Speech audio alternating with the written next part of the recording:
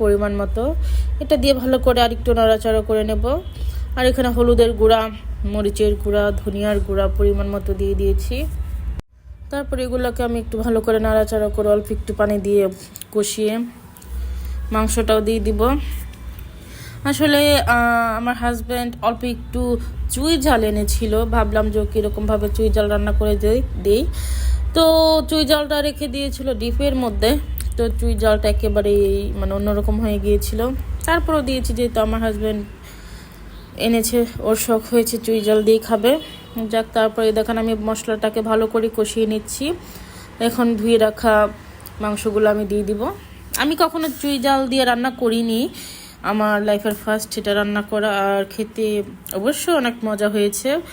আস্ত রসুন দিতে চেয়েছিলাম, মনে ছিল না, ব্যস্ততার মাঝে আম্মাও চলে যাবে, তাড়াতাড়ি করে রান্না করতে যেয়ে আর এত কিছু মনে থাকে না। এই তো মাংসটাকে আমি এত ভালো করে কষিয়েছি যে আসলে গরুর মাংস থেকেই পানি উঠবে, সেই পানি কষাতে কষাতে এরকমভাবে শুকনো শুকনো করে ফেলেছি।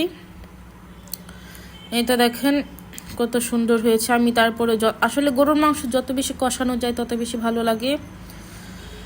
আর কয়েকদিন যাবত আমি একটু ব্যস্ত, আমার মেয়েটাকে এক আম্মার কাছে বাসায় রেখে আমি একটু ব্যস্ততার সময় পার করছি।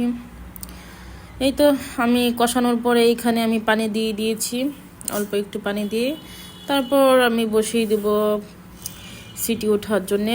আসলে প্রেশার কুকারে রান্না করলে এত বেশি সময় লাগে না, যেহেতু আম্মারও তাড়া, তাই আমি চেষ্টা করেছি যত তাড়াতাড়ি সম্ভব রান্নাটা সেরে ফেলতে।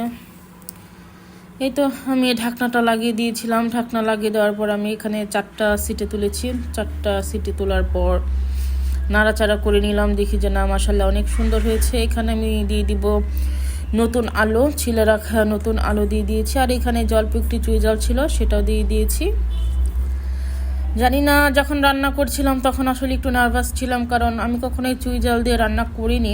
তারপরও মানে ভাবলাম যে দেখি ট্রাই করলে তো ইনশাল্লাহ শিখে যাব। তারপরে তো আমি ভালো করে কষিয়ে নিয়ে আবার ঢাকনা দিয়ে ঢেকে অপেক্ষা করছি কখন সিটি হবে। এভাবে আমি হাই হিটে 2টা সিটি তুলে তারপর লো হিটে আমি আরও 2টা সিটি তোলার পর আমার তরকারি এত মানে একদম হয়ে গিয়েছে।